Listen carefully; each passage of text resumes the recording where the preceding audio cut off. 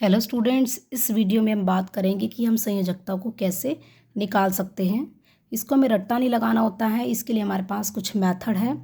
सबसे पहला मेथड होता है, जिस तत्व के बाह्य कोश में सबसे बाहर वाले कोश में अगर किसी तत्व के परमाणु के इलेक्ट्रॉनों की संख्या 4 है या 4 से कम है। हम यहाँ लिख सकते हैं n का मतलब है संख्या इलेक्ट्रॉनों की, यदि 4 है या फिर 4 से कम है। तो ऐसे केस में संयोजकता जो होती है, जिसको V से प्रदर्शित करते हैं क्योंकि इसको इंग्लिश में वैलेंसी कहा जाता है, तो संयोजकता जो बराबर होती है वो बाह्य कोश में जितने इलेक्ट्रॉन थे उसी के बराबर होती है।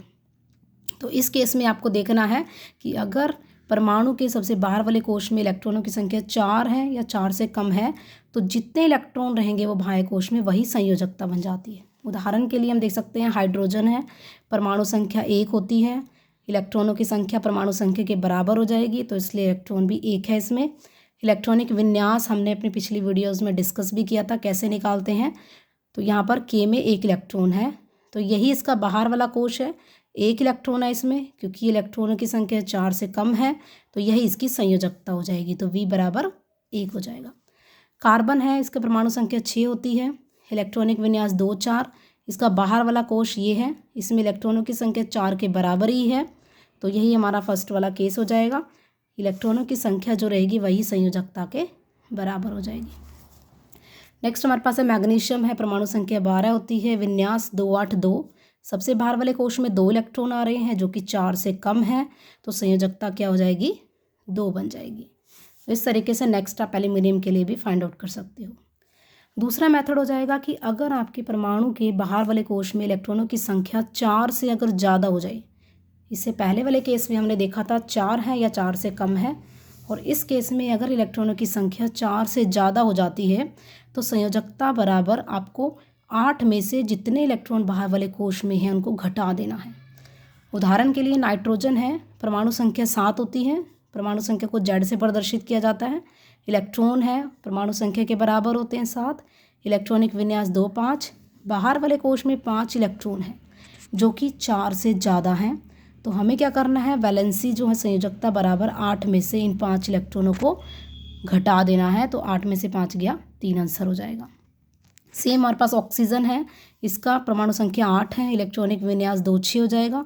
बाहर वाले कोश में 6 इलेक्ट्रॉन आ रहे हैं, 4 से ज़्यादा हैं, तो आपको 8 में से इन इलेक्ट्रॉनों को घटा देना है। 8 में से 6 गया 2, तो 2 संयोजकता हो जाएगी। इसी तरीके से आप फॉस्फोरस के लिए भी निकाल सकते हो। फॉस्फोरस का परमाणु संख्या 15 है, इलेक्ट्रॉनिक विन्यास 2 8 5, बाहर वाले कोश में 4 से ज़्यादा इलेक्ट्रॉन आ रहे हैं, तो 8 में से 5 गया, 3 आ जाएगा। लेकिन यहाँ पर आपको ध्यान रखना है, फॉस्फोरस की संयोजकता है 3 के साथ साथ आपको 5 भी लिखनी है। बाहर वाले कोश में 5 इलेक्ट्रॉन आ रहे थे। इसका कारण क्या होता है, क्योंकि बाहर वाले कोश में एक खाली डी कक्षक होता है, जिसके बारे में हम पढ़ेंगे 11वीं क्लास में। नेक्स्ट आप सल्फर और क्लोरीन के लिए आपको खुद ट्राई करना है। और थर्ड केस हमारा है अक्रिय गैसों के लिए। अक्रिय गैसें या उत्कृष्ट गैसें या निष्क्रिय गैसें हैं, ये ऐसी गैसें होती हैं जो किसी और परमाणु के साथ आसानी से संयोग नहीं कर, या तो बिल्कुल ही नहीं करती हैं, और करती हैं तो हमारे पास उसमें लास्ट वाले जिनोन रेडोन है, ये ही संयोग कर सकते हैं। तो हमारे पास अक्रिय गैसें helium, neon, argon, krypton, xenon, radon, ये हमारी अक्रिय गैसों के उदाहरण हैं।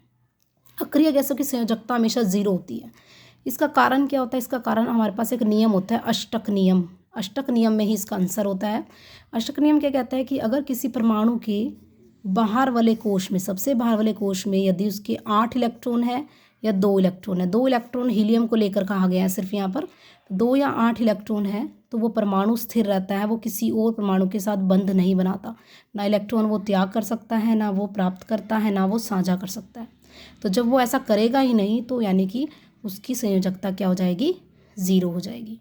तो यही कारण होता है। हम देख सकते हैं हीलियम है, इसके बाहर वाले कोश में 2 इलेक्ट्रॉन है, नियोन है 10 होती है परमाणु संख्या, 2 8, बाहर वाले कोश में 8 इलेक्ट्रॉन है, आर्गन के बाहर वाले कोश में 8 इलेक्ट्रॉन है। तो ये सारे परमाणु स्थिर होते हैं, स्टेबल होते हैं, ये किसी और के साथ बंध नहीं बनाएंगे, अपने इलेक्ट्रॉनों को साझा नहीं करेंगे, ना देंगे ना लेंगे, तो इसलिए इनकी संयोजकता क्या हो जाएगी, 0 हो जाएगी। तो इस तरीके से हम निकाल सकते हैं संयोजकता। तो लास्ट में हमारे पास की नोट्स हैं, जिससे मैंने मेंशन किया है कि अगर इलेक्ट्रॉनों की संख्या बाहर वाले कोश में परमाणु के 4 से कम है, तो वैलेंसी जो आपकी होती है, संयोजकता है, वो बराबर हो जाती है बाह्य कोशीय इलेक्ट्रॉनों की संख्या के।